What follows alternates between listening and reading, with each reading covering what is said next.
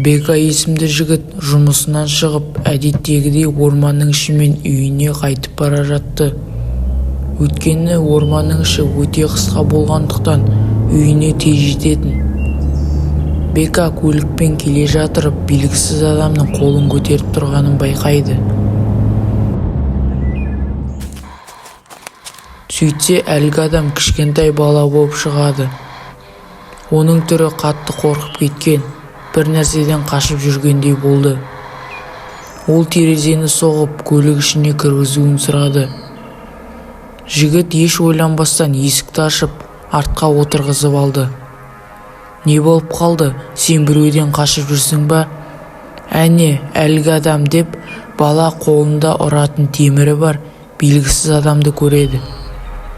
Жігіт тездетіп көлікті қыздырып, әлгі адамды артқа қалдырып кетеді.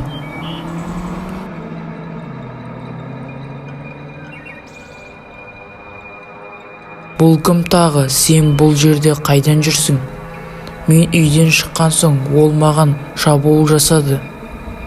Бұл жерде адамдар өте көп жоғалады». Жігіт «Қай жерде тұрасың?» деп еді, әлгі бала қап-қараңғы шахтаны көрсетті.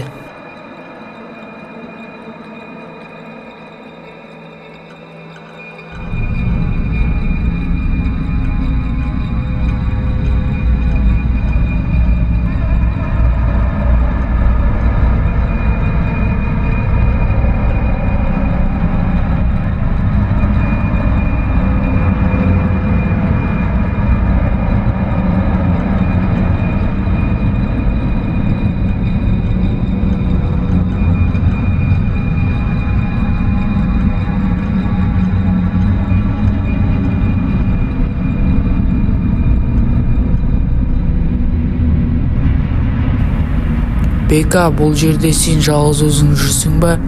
Ал атаның қайда?» деп сұраған еді. «Олар осында». «Не?»